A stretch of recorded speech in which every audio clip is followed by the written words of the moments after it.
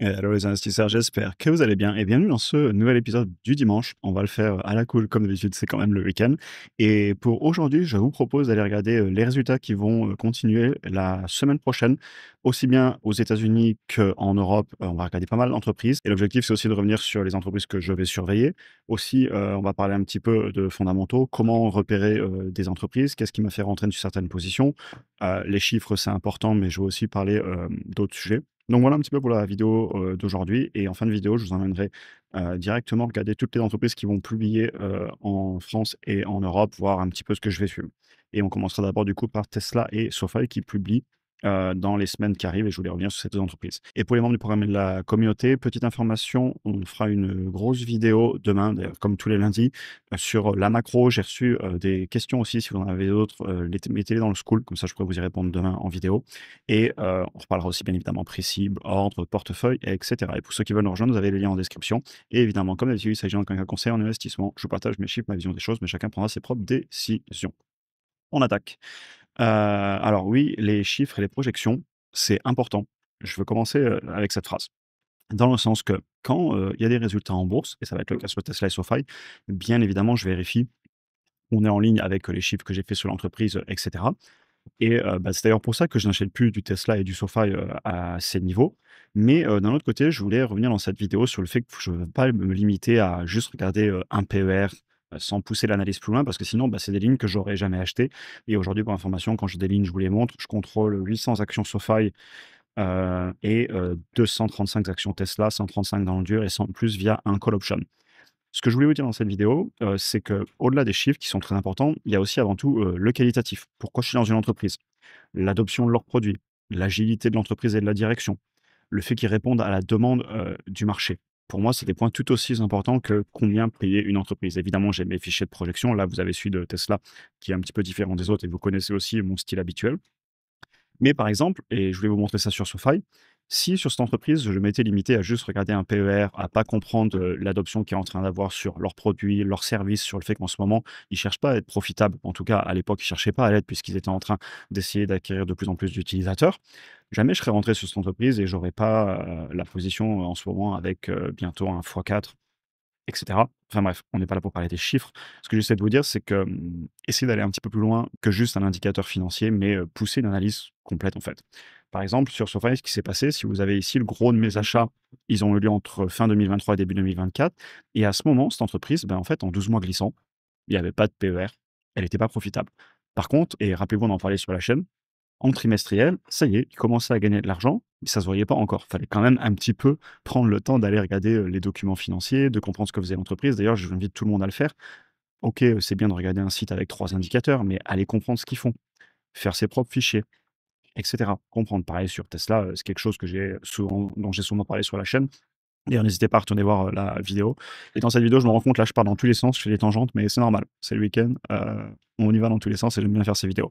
Pareil sur Tesla, j'avais fait une vidéo de plus de 20 minutes, là, le 25 septembre et dedans, bah, j'explique pourquoi j'ai l'entreprise. Je parle pas de chiffres, je parle de tout le qualitatif, le pourquoi, qui est hyper important pour moi. Bref, revenons à nos moutons. Sur SoFi, j'étais rentré tout simplement parce qu'elle allait devenir profitable, mais ça se voyait pas encore si on s'arrêtait à deux trois indicateurs et vous voyez, malgré ça, elle aura mis plusieurs mois avant de passer enfin les 8-10 sur laquelle elle est restée pendant plus de 2 ans. À l'époque, je me rappelle, on rigolait, on l'appelait le stablecoin et bah, des fois, les choses prennent du temps et il faut avoir un peu une vision long terme parce que sur le court terme, ça pouvait être très frustrant et qui plus est, si on se limitait à juste des chiffres, on n'aurait jamais acheté cette entreprise et d'ailleurs, chacun achète des dossiers, différents. On n'est pas tous sur les mêmes, mais si on fait le travail, on trouve des choses à acheter. Voilà, je voulais revenir un petit peu là-dessus. Ah non, pour Tesla et SoFi, Tesla, évidemment, je vais regarder, le déploiement de tout ce qui est le segment de l'énergie. Les chiffres sur les véhicules, ils ont été bons. Je vais aussi regarder, tout ce qui est, la donnée pour la conduite autonome et globalement, évidemment, je regarderai mon fichier de projection, voir où on en est sur mes chiffres, mais j'irai quand même plus loin que ça et pareil sur SoFi, OK, je vais regarder mon fichier de projection, regarder qu'on est en ligne sur mes chiffres, pour aussi parce que ça peut me permettre de monter mon prix cible si je veux la payer un peu plus cher, peut-être s'ils ont fait mieux que prévu. Mais avant tout, ce que je vais regarder, c'est l'adoption du produit, le nombre de membres, le nombre de produits, utilisés par ces membres. Est-ce qu'il est en augmentation? Ça, c'est ce que vous avez en bas et ça, pour moi, c'est encore plus important que juste regarder des chiffres. Voilà, je voulais revenir là-dessus, c'est une vidéo un peu différente, mais au final, ben oui, je vais regarder les publications, mais je vais avant tout regarder, qu'est-ce qui est en train de se passer dans ces entreprises d'un point de vue fondamental. Maintenant, je voulais finir la vidéo en regardant avec vous tout ce qui va, être publié la semaine prochaine et point par point vous dire ce que je vais surveiller. Donc on va attaquer lundi. Alors on aura, Forvia, anciennement Forestia. Eux, je vais les regarder, tout simplement parce que, il y a beaucoup de choses qui se passent dans le secteur de l'automobile. J'ai peur pour beaucoup de ces entreprises. J'ai souvent fait des vidéos dessus, j'en fais pas tout le temps parce que bon, voilà, une fois qu'on a dit ce qui se passait, chacun prendra ses propres décisions. Mais je veux quand même regarder Forestia parce que, ben, c'est un équipementier et sur le long terme, j'espère vraiment que ça va aller pour eux et je veux, voir où ils en sont parce que, c'est des signaux assez importants pour moi sur ce secteur, notamment parce que je pense qu'il y aura du changement et qui dit changement dit aussi opportunité. Donc je me dois de suivre ce secteur, c'est pour ça que j'irai voir les publications de Forestia et de souvenir l'entreprise, je suis curieux de voir où aller en bourse, tiens d'ailleurs. Bah, ils se sont repris un peu, ils avaient quand même beaucoup baissé. Ah ouais, mais non, mais OK, la chute est quand même très longue. OK, à étudier, bref. On va pas toutes les passer en graphique, mais voilà, je suivrai Forestia. Évidemment, L'Oréal, j'avais fait une vidéo dessus il y a pas longtemps. Très belle entreprise. Pour rappel, j'avais dit beaucoup de positifs, donc la suivre parce que si ça venait à corriger, ça pourrait être un dossier intéressant. Pourquoi pas même le réanalyser si vous avez du L'Oréal? Je sais que certains parmi vous l'ont. Edenred, on en avait parlé aussi, on va continuer à la suivre. En plus, j'ai vu qu'il y avait eu des bruits au niveau de la politique, notamment, en France, sur, à ajouter des frais, je crois, au niveau des entreprises sur, justement les tickets restaurants et cetera. À voir, si, elle continue à corriger ou pas, sachant que c'est une entreprise et je me rappelle, on avait fait une vidéo dessus, la valorisation était très basse. Mais la conclusion, c'était qu'elle était peut-être basse pour de bonnes raisons et qu'il fallait vraiment se forger un avis sur le qualitatif. Ce que je vous disais avant, au-delà des chiffres, qui peuvent être, aussi bas que possible, par exemple, d'un point de vue de la valorisation, des fois, il y a peut-être une raison et aller comprendre le pourquoi et pas seulement regarder un ratio de prix. Ensuite, les journées d'après vont être très grosses de souvenirs. On va avoir Hermès, évidemment, je vais la suivre déjà parce que j'ai LVMH en portefeuille et parce que c'est une très bonne entreprise qui est juste un peu chère à mon goût, mais je veux continuer à la suivre parce que ne jamais dire jamais en bourse. Exail aussi, on va la suivre. Beaucoup m'en ont parlé. On avait, fait une analyse d'Exail, quantitatif et j'avais aimé, ce que je voyais. Ils sont dans le secteur de la défense et donc du coup, bah, je suis les résultats parce que certains parmi vous sont investis dessus. Ensuite, je crois que c'est le jour d'après, ouais, jeudi, on a beaucoup de publications de souvenirs. Et attendez, j'en ai pas raté une. Si, voilà, il y a aussi Michelin, j'avais repéré là. Mercredi, je la regarderai. C'est une entreprise industrielle que je connais, quand même et j'en ai fait des vidéos aussi et donc je vais la suivre et pourquoi pas la traiter aussi. Ça dépendra un petit peu de ce que vous me dites dans les commentaires aussi. Valeo, équipementier, mais évidemment, je vais les suivre, parce que secteur de l'automobile, encore une fois, je suis obligé de suivre ça parce que c'est trop important, pour moi, le changement qui est en train d'avoir lieu dans ce secteur. On a aussi Thales dans le militaire, on en avait parlé sur YouTube, elle fait une vidéo, donc je vais regarder les résultats. Renault, pareil, on avait fait les résultats ensemble, donc je vais la suivre.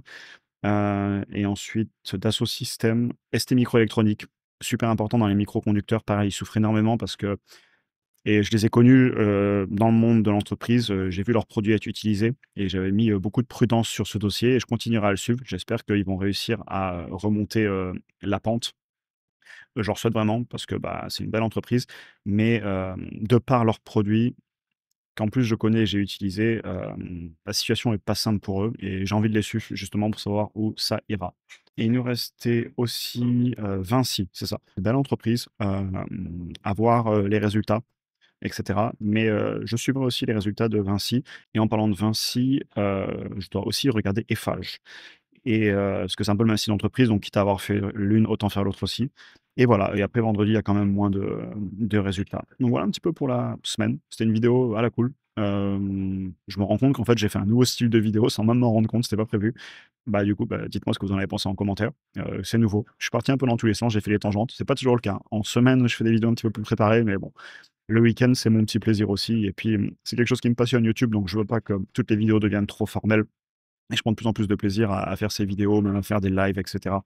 C'est vraiment des formats qui me plaisent parce que, bah, je vous dis aussi ce que je pense et bah, je trouve ça hyper pertinent.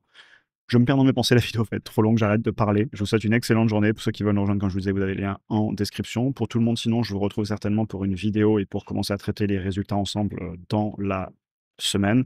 Demain, grosse vidéo aussi, je vais passer une bonne partie de la journée dessus. Et bah, je vous souhaite une excellente journée et à très bientôt pour un prochain épisode et dites-moi ce que vous avez, pensé de ce genre de vidéo en commentaire et aussi s'il y a des boîtes françaises qui vous ont plu, pourquoi pas en traiter une ou 2. À voir aussi les résultats. S'il y a des gros mouvements à la hausse ou à la baisse, pourquoi pas venir en parler, si on voit quelque chose de pertinent. Je traiterai au cas par cas, pour la semaine prochaine sur YouTube et la semaine d'après va être énorme, hein, pour information parce qu'on aura, toute la grosse tech qui arrive, SoFi, Meta, Microsoft. Google, Apple, et cetera. Donc grosse semaine qui arrive en préparation. Je vous souhaite une excellente journée à tous et on se retrouve très bientôt pour un prochain épisode. Bonne journée à tous.